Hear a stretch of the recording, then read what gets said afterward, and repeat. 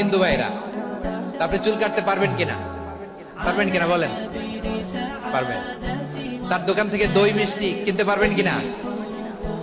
হ্যাঁ, আমার মুসলিম ভাইয়ের দোকান থাকলে ওইটারে আমি বেশি প্রায়োরিটি দিব, ঠিক কিনা? কিন্তু যদি তাদের সার্ভিস নিতে চান, প্রোডাক্ট নিতে চান, পারবেন। তার দলিল সহিহ বুখারী, আম্মা জান আয়েশা রাদিয়াল্লাহু তাআলা আনহা বলেন, ইশতারা রাসূলুল্লাহ সাল্লাল্লাহু আলাইহি ওয়াসাল্লাম মিন ইয়াহুদিয়িন তুআমান ওয়া রাহানাহু দিরআহু মিন হাদিদ। রাসূল সাল্লাল্লাহু আলাইহি ওয়াসাল্লাম এক ইহুদির কাছ থেকে, কার কাছ থেকে? সবাই বলে নাই কার কাছ থেকে? আমার নবী, পেয়ারা নবী এক ইহুদির কাছ থেকে জব কিনেছিল, জব, বার্লি, যেটা দিয়ে রুটি বানায়।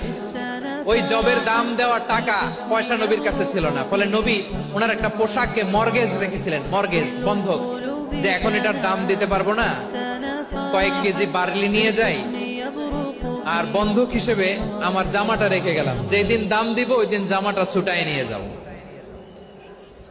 সুবহানাল্লাহ পড়বেন না?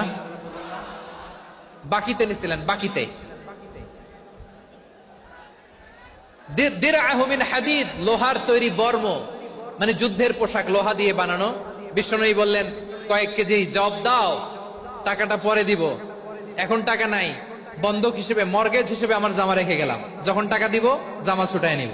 আওয়াজ করে বলতে হবে সুবহানাল্লাহ। এ থেকে বোঝা গেল অমুসলিমদের সাথে ফিনান্সিয়াল ডিলিং করা যায়, অর্থনৈতিক লেনদেন করা যায়, কেনাবেচা করা যায়, প্রোডাক্ট কেনা যায়।